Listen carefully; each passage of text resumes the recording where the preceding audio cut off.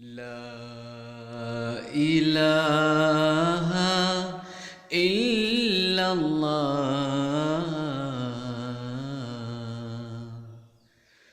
Muhammadur Rasulullah.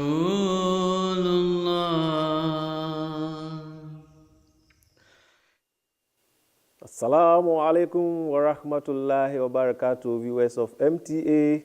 We are happy to come your way once again from our studios in Accra with another episode of our insightful program, Misconceptions Removed. Today, I'm privileged to have a missionary of the Ahmadiyya Muslim community with me here, and his name is Maulvi Muhammad Imbai. He is serving in Ghana as a central missionary. Maulvi Muhammad Mumbai, Assalamu alaikum wa rahmatullahi wa barakatuh. And you are very much welcome to our studio. Wa alaikum salam wa rahmatullah. Today, I want us to look at a very, very important topic, which is Ahmadiyyat. And you are a missionary of the Ahmadiyya Muslim mission or the Ahmadiyya Muslim community. And you know very well so many misconceptions about the Ahmadiyya Muslim community in various parts of the world. And I believe you'll be able to help us to remove some of those misconceptions that people have about Ahmadiyyat. But before we go into the misconceptions, what is Ahmadiyyat? I want to know what Ahmadiyya stands for and what it means to the ordinary person on the street. Ahmadiyyat, we can understand the name Ahmadiyyat from the light of the Holy Quran. Okay. In the Holy Quran, we are made to understand that the Holy Prophet ﷺ was called by two names. One is Muhammad.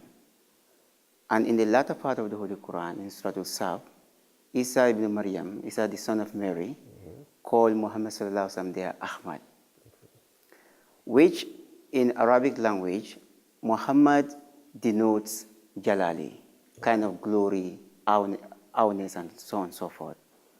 But Ahmad is kind of soft. Okay. It has sense of softness. And so therefore, when you say Ahmadiyyat, it means a community of people who believe in Allah, the Holy Prophet ﷺ. They also believe in the promised Messiah and Imam Mahdi, who was prophesied to come by the Holy Prophet ﷺ and other scriptures. Okay. So those people who believe in that promised Messiah by word and spirit, those people are the community that he established as an embodiment of true Islam is what is called Ahmadiyya Muslim Jama'at. Yes, as an embodiment of true Islam, that is what I was coming up to. I know for sure that Ahmadiyyat is a religious organization, and you have very many religious groupings in the world now. So which of this religious body do you believe made mention of Islam? Are Ahmadis Muslim, actually? Yes, Ahmadis are Muslims. From the light of the Quran and the Hadith of the Holy Prophet ﷺ, meaning the traditions of the Holy Prophet ﷺ, a Muslim is defined as someone who believes in Allah and then believes in the Holy Prophet Muhammad ﷺ. The rest lies between that person and God. But fundamentally, this is the bedrock to define who is a Muslim. So you believe and we are Muslim in the Holy Prophet Muhammad ﷺ? We believe in him, and we believe in every word of the Holy Prophet ﷺ. Okay. Yes, we believe that nobody can become a Muslim unless you believe in the Holy Prophet ﷺ. It's part of the kalima. Well and good. So the prophet, the Holy Prophet Muhammad ﷺ is a prophet of Allah. But you have also made mention of believing in, you did mention some other beliefs or other personages that you still believe in. So if you can just clarify that point a little. You see, the Holy Prophet ﷺ, he prophesied that in the latter days, Islam, meaning the true teaching of Islam, will disappear from the face of the earth. In Bukhari, he made mention of this, that in that situation, a man will come from Salman Faris, who will bring back that iman, that faith. Okay. And while talking about that man, the Holy Prophet ﷺ placed his hand on top of Salman Faris, who came from Iran. All right. And he said that man who will bring back that faith will be from Salman Faris. Okay. We Ahmadi Muslims believe that the man that the Holy Prophet ﷺ is pointing to, which also shows that the man is not going to be an Arab. He's going to be a non-Arab. Okay. And he is not coming to bring new faith or new religion. Yes. That's why he said that when Iman disappears, لَنَالَهُ رَجُلٌ أَوْ رِجَالٌ مِنْ هَؤُلَاءِ, that a man or men will bring back the faith. Okay. He doesn't say that the man will bring back a new religion. He said it's the faith that the man will bring. Okay. So the man will call us toward faith. Samina munadiya yunadi And that faith will not be a different faith, but the faith of Islam. The faith of Islam. Okay. And because we believe in that man, so it doesn't necessarily mean that if you don't believe that in that man, you are not a Muslim. That's no. fine. Okay. I told you the bedrock of becoming a Muslim Okay. is you believe in Allah and the Holy Prophet Sallallahu Alaihi Wasallam. And if you truly believe in the Holy Prophet Sallallahu Alaihi Wasallam, then you are bound to find out about this prophecy with regard to this man. So that means that in believing in that man means you are just following what the Prophet had said before he passed on. Yes. And that shouldn't make you a non-Muslim. But then we still have some challenges, because if you claim that you believe in the Holy Prophet Muhammad Sallallahu Alaihi Wasallam and he had prophesied that such a person would come, and if you have to be a Muslim, you will still have to believe in him. There is another misconception or belief about Ahmadis of Hajj, about Hajj. And we know that Hajj is one of the pillars of Islam. And so to be a Muslim means that you must believe in Hajj and accept it as an Islamic practice which must be incumbent upon you as a Muslim too. But then we know that Ahmadis, they don't believe in Hajj. Ahmadis don't go for Hajj. You don't perform Hajj. How do you respond to that? Or how do you call yourself to be a Muslim when you do not perform Hajj? You see, as Ahmadis, I told you earlier that we believe in every commandment stated in the Holy Quran. And also we believe in everything stated by the Holy Prophet Sallallahu Alaihi Wasallam. And if Hajj, and we all know Hajj is part of those pillars of Islam, Okay. therefore Ahmadis, we do go for Hajj. Of course, Hajj have a condition. Yes. And the condition is that if you have the means and there is no danger before you, that if you go there, you'll be arrested and so on and so forth. If all these conditions are not there, then the way is, then you can go ahead and perform Hajj. But if there are restrictions, we say that if you go, they will do this thing to you. Then don't put yourself into danger. Okay.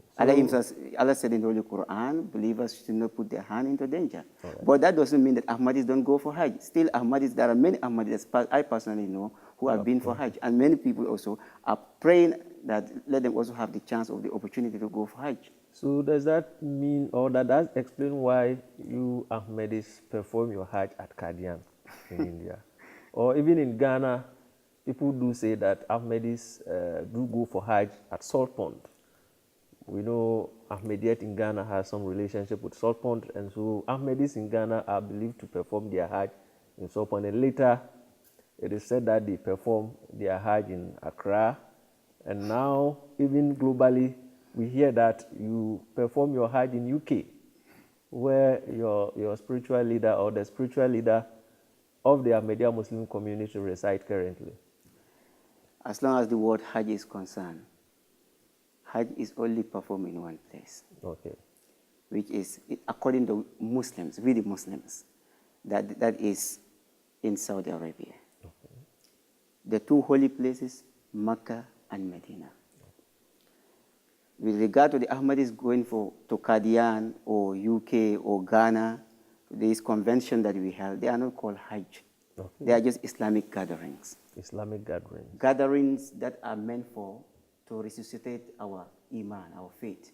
Okay. Yeah, you have said that you are Muslims and you decree or you accept the Holy Prophet Muhammad Sallallahu Alaihi Wasallam as the Prophet. But we still have another barrier we need to clear to be able to say that, yes, Ahmadis are Muslims, and that has to do with Hajj. Hajj is known to be one of the pillars of Islam. And so to be a Muslim means that you should believe in Hajj and pray or prepare towards its performance as an article or something that is required of you as a Muslim. So we know Ahmadis do not perform Hajj. They do not believe in Hajj. They have their own system of performing their Hajj and all that. How can you be a Muslim and yet do not believe or perform one of the pillars of Islam, which is Hajj? Yes, looking at this statement I don't know how they kind of verify that Ahmadis do not perform Hajj. Because I knew a lot of Ahmadis who perform Hajj. And when I say they perform Hajj, I mean they go to Mecca and Medina. Okay. And they carry out all the sunnah and the obligation, all the words and spirit of the Hajj, that the Hajj is all that's the way the Hajj is supposed to be performed. They perform it perfectly. So we Ahmadis, as Muslims and as devoted followers of the Sunnah of the Holy Prophet Muhammad sallallahu alaihi wasallam, we do go for Hajj. But it should also be keep in mind that there are conditions for everything. Okay. Similarly, just like there are conditions to pay zakat, that is when you have the mean, Okay. and keep the wealth for almost one year. Similarly, there are conditions for performing Hajj. Hajj, if you have the means, if there is what you call, it is safe for you, there is safety for you or precaution, whatever, there are means that there is no restriction on the way for you, then you are allowed to go for Hajj. But we understood in the history of Islam, there was some restriction for Holy Prophet ﷺ and his companions, and they were not able to perform Hajj on one of the occasions. So similarly, Ahmadis, particularly those Ahmadis in Pakistan, they have some restriction from the Pakistan government and also the Saudi government that Ahmadis should not come for Hajj. But still, there are a lot of Ahmadis who are going for Hajj. But people sometimes will ask, why would not Ahmadis announce themselves in Hajj, that in Makkah, that we are Ahmadis, we are here to perform Hajj? Who will do that? Mm-hmm. The Shia people, when they go to Saudi Arabia, did they announce that I am Shia, I come to perform Hajj? Mm-hmm. The Meccan authority do not need to know that you are here to perform Hajj. Okay. Allah knows your presence there. So yeah, thank you very much. So with regards to Pakistani Ahmadis in Pakistan who are being prevented from going on Hajj in Saudi Arabia, like you've said, is that the reason why they perform their Hajj at Qadian? Because the conception about Ahmadis is that they do their Hajj at Qadian. And even when you come to Ghana, it is believed that Ahmadis used to perform their Hajj at Sultan, and later on, I believe in Accra and some other part of the country now. And globally, even after Qadian, now they say that Ahmadis perform Hajj at UK. So what do you say about that? First of all, let me try to quote a verse of the Quran. Allah said in Holy Quran, "La takfu ma laysa laka bihi ilm." Never follow anything that you have no true knowledge about. Okay. All these things, they are just doubtful statements. People don't have any true knowledge about them. And Allah also said somewhere in the Holy Quran, وَإِذَا جَاءَ فَاسِقٌ بِنَبَإٍ فَتَبَيَّنُوا. If an untruthful person, a fasik, comes to you with an information, Allah says, فَتَبَيَّنُوا, then verify that information. So I believe they did not verify this information from Ahmadi. They just had it from non-Ahmadis. The point is that the conventions which are held in different parts of the world, you have only stated a few countries, but this convention is held almost in every country. So they are conventions. They are conventions. Not Hajj. They are not Hajj. Okay. They are gathering, religious gathering, with the spirit of reformation, with the spirit of coming together as brothers and sisters. Then we talk about Allah, we talk about the Holy Prophet ﷺ, we try to renew our iman, our faith. That is all this Jalsa is all about. It's a gathering for reformation. Oh, okay. It's not. So, they have nothing to do with Hajj. With Hajj, they are not a substitute for Hajj. No, it's not. But do they have any basis in the Holy Quran? Yes, they have a basis in the Holy Quran. Okay. In the Holy Quran, Allah subhanahu wa ta'ala is talking about gathering. Allah subhanahu wa ta'ala beautifully stated that there are many gatherings which have no blessings in them. Okay. For example, La khayra fi kathirin min najwahum. Allah stated this in the Holy Quran. And there is no good in many of their conferences. And Allah continues that, Illa man amara bi sadaqatin, aw ma'rufin, aw islahin bayna nas. That is the essence of a gathering. One, the gathering is supposed to be something whereby people talk about spending charity, spending in the cause of Allah. Okay. Two, to talk about public welfare. And three, to bring an effect of reconciliation and reformation among mankind. Okay. This is the essence of a gathering. Any gathering that goes against these things stated here is not a gathering accepted by God. Okay. And in our gathering, this is what we talk about. One is charity. Talk about how to help the poor people. Two, we talk about the public welfare. Today, there is a lot of, we need peace. That's why today, this recent Justice Land in UK, they talk about peace and justice and so on. And three, they talk about reconciliation, how to bring peace within countries and so on and so forth. And then reformation, moral changes. Do you understand? So this is the essence of the gathering that we are doing. And then, and based on this verse of the Holy Quran, I would say our gathering is in according to the spirit of these things that are stated here. The Holy Quran. Yes. But we don't do anything that goes against this verse of the Holy Quran. Also, I still have a little bit of doubt. You know, the misconception or the beliefs about Ahmadis has gone on for a very long time. Just by telling me that you believe in the Holy Prophet Muhammad Sallallahu Alaihi Wasallam as your prophet, how do you prove that point? How can you convince me that you do believe in the Holy Prophet Muhammad Sallallahu Alaihi Wasallam? The practical belief that I can just give you now, I just hold the Holy Quran. Okay. This Holy Quran was revealed on the Holy Prophet Sallallahu Alaihi Wasallam. And this is a book that Allah Himself has promised that He will protect this book. He is the seal protector of this book. Nobody can change it. Nobody can tamper with it. And because of referring myself to this book, reading a verse of the Holy Quran, is at least a practical belief for all those people who are watching this program, that these Ahmadis, actually, they believe in the Holy Prophet Sallallahu Alaihi Wasallam. If you don't believe in someone, then whatever the person receives, don't go near it. Don't believe in it. Well, we believe in it. And also, Ahmadis, whatever we are doing, we always quote the Holy Quran and the saying of the Holy Prophet Sallallahu Alaihi Wasallam. The statement of the founder of Ahmadiyya Muslim community, Mirza Ghulam Ahmad, alayhi salatu wasalam, they are always in according to what is in the Holy Quran and also an explanation of hadith of the Holy Prophet Sallallahu Alaihi Wasallam. All right, thank you very much. I have asked you a series of questions, but I want us to go to the street and find out what other people also think about Ahmadis, and then if you have any response, you can bring them in. So let's take a shot at a clip.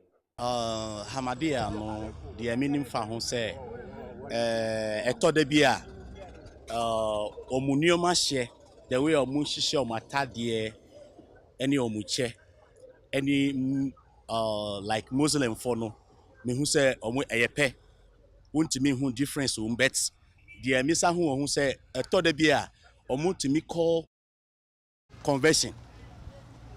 Ahmadiyya for bebre to me call conversion, but Muslim for ankasa no me hu say o mark conversion da.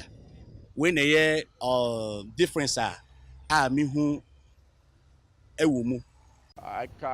The few thing I know about them is it reach a time all of them will go to conversion like how Christians do.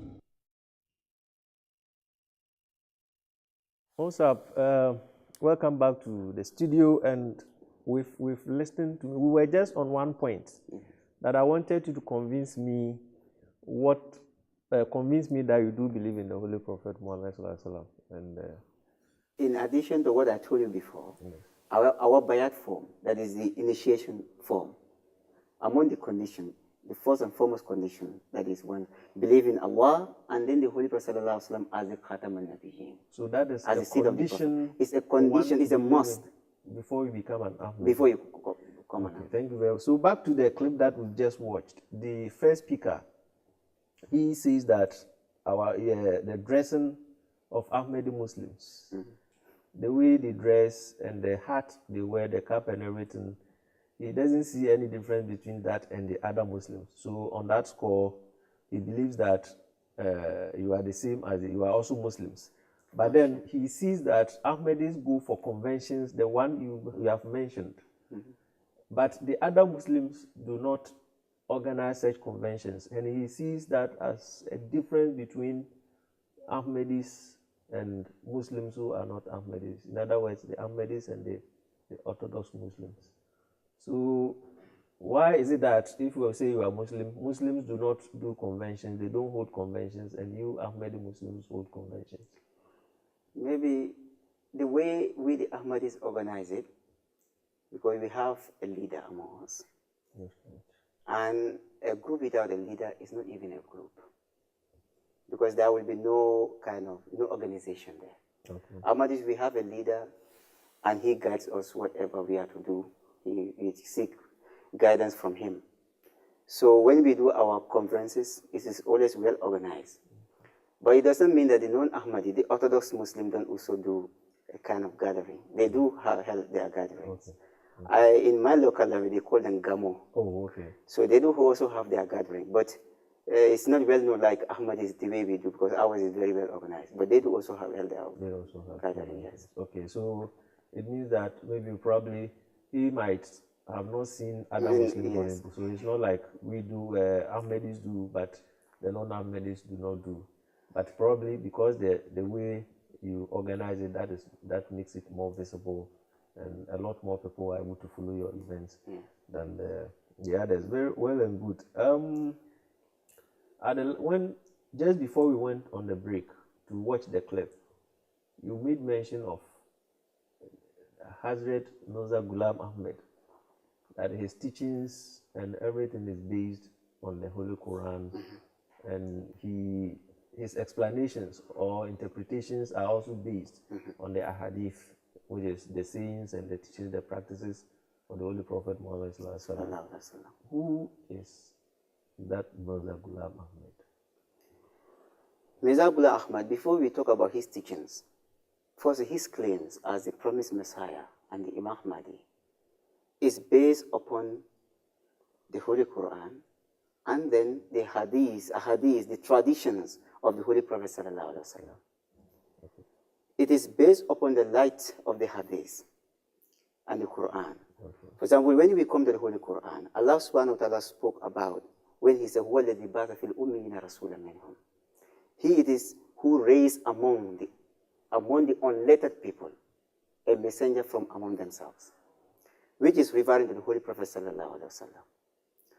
And in that very surah, he said, وَآخَرِينَ مِنْهُمْ لَمَّا يَلْحَقُوا بِهِمْ. That Holy Prophet Sallallahu Alaihi Wasallam will come again, will be raised among others who have not yet joined them. These companions present there in the garden were enjoying the blessed sitting with the Holy Prophet Sallallahu Alaihi Wasallam. They inquired of the Holy Prophet Sallallahu Alaihi Wasallam, who are those people that Allah subhanahu wa ta'ala will make you and join them? They don't tell the Prophet Sallallahu Alaihi Wasallam, are you going to live for so long that you're going to teach the latter people? Or are you going to die and be given another life again to come back in this world to teach, for you to become a prophet for the latter people? Because why? The companions are taught that let them listen and leave the rest in the hand of Allah. How and when that shall take place is in the hand of Allah. Allah will make it to come true. But Holy Prophet Sallallahu Alaihi Wasallam beautifully explained to them. Instead of answering their question directly, he gave a general answer by telling them, if Iman disappears and go to the ladies, a man from Salman will bring it back. And Mirza Ghulam Ahmad Islam claimed that he is that promised Messiah. His descendants are from Samarkand in Iran. So basically, his claim is based upon the tradition of the Holy Prophet Sallallahu Alaihi Wasallam, and also his teachings. He said in one of his writings that anybody who differentiates between me and Mustafa for such a person do not recognize me, do not know me. Because the wealth of a student is actually the wealth of his teacher. So the wealth, whatever is attained by Mirza Ghulam Ahmad Ali himself said that these are not words that we are just making it up. These are statements of Mirza Ghulam Ahmad Ali. He said whatever he attains, he attained them because of his complete obedience and submission to his master, which is Muhammad Mustafa sallallahu alaihi wasallam. He said, "What I am without Mustafa." Okay. You know, I asked you a question. Yes. And your answer was that when I asked earlier on how you can prove to me that you believe in the Holy Prophet Muhammad, Yes. you told me that you've read from the Holy Quran, which you opened and read. But you might have also heard that Ahmadis, you do have your own Holy Quran. So by telling me that you have read the Quran, aren't you reading your own Holy Quran different from the Quran that was brought by the Holy Prophet Muhammad? It's not possible for people to have two Qurans. Because that very Quran inside it, Allah subhanahu wa ta'ala mentioned that surely we are the one who sent down this azikr, the exhortation, the Holy Quran. And surely we will be its protector. So Allah himself is the great protector of the Holy Quran, the guardian of the Holy Quran. So Ahmadis cannot have any other Quran beside the Quran that was revealed upon the Holy Prophet Muhammad sallallahu alaihi wasallam. If there are different Qurans, why is it that what I recite and what is in the Orthodox Muslim Quran is the same? Okay. There is no difference. So the things or the verses you've recited, the same verses are the same verses in the Quran everywhere. Any copy of the Holy Quran anywhere. There is no difference. Okay. We don't have any other Quran that the non-Ahmadis say we have a Quran called Kitab al-Mubin. They don't have anything like that. There's nothing like There's that. Nothing like so that. This is the Quran. This is the Quran. So, but then we realize that all the two clips that we watched, they all spoke about conventions. Is Ahmadiyyat all over conventions? Not actually all over convention. Well, convention is necessary. It is good for believers to come together at times. Okay. To talk about God, to فَذَكِّرْ إِنَّ فَاتَ الذِّكْرَ. Allah say, reminding is profitable. Okay. So you would look at convention is that occasion whereby we are reminding each other about God. We are to Promise Messiah Islam spoke about the essence of these conventions. Okay. Or just a salana. Okay. And he said it is the essence of it is for one to serve Allah and the creation of Allah. And also to have such a strong and undivided relationship with Allah. Okay. To have true cognizance and recognition of Allah.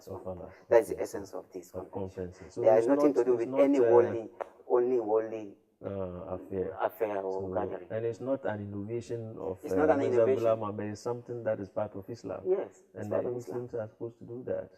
I see.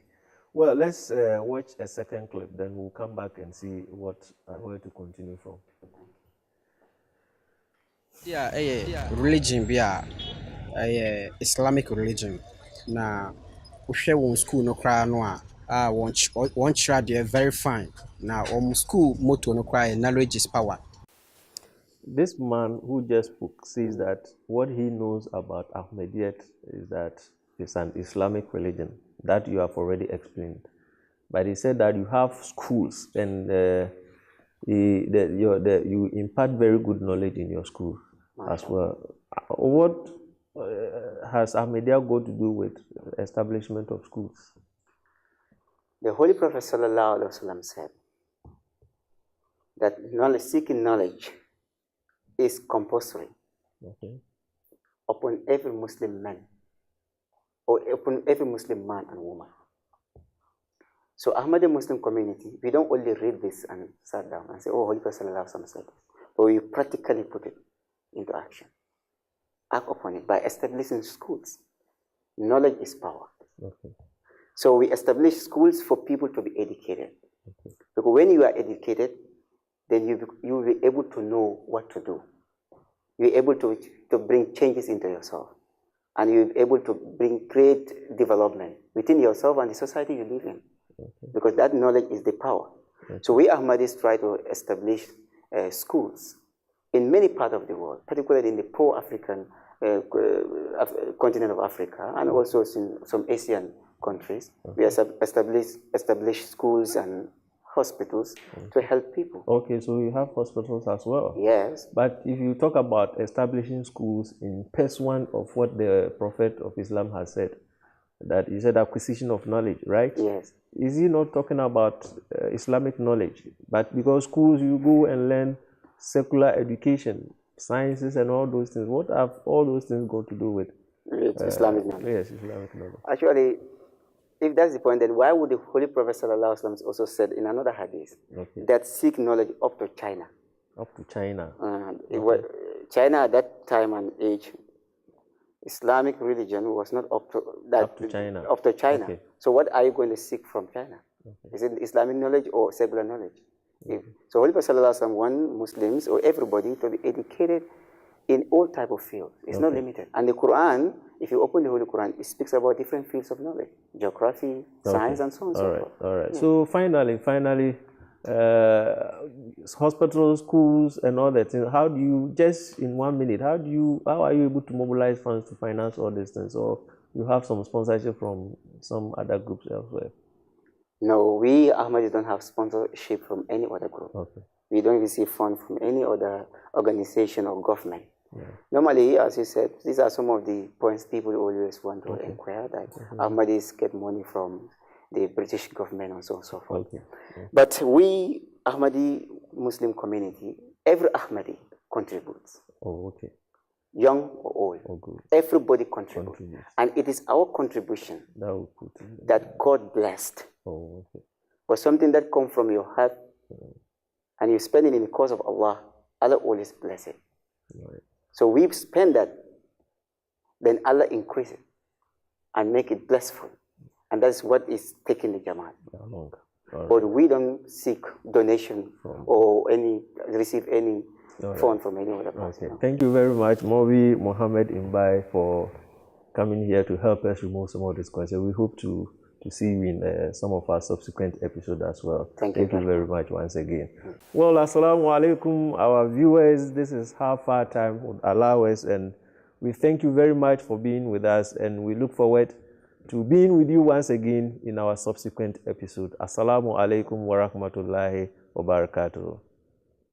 La ilaha illallah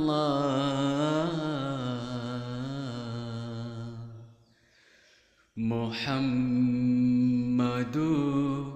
Rasulullah.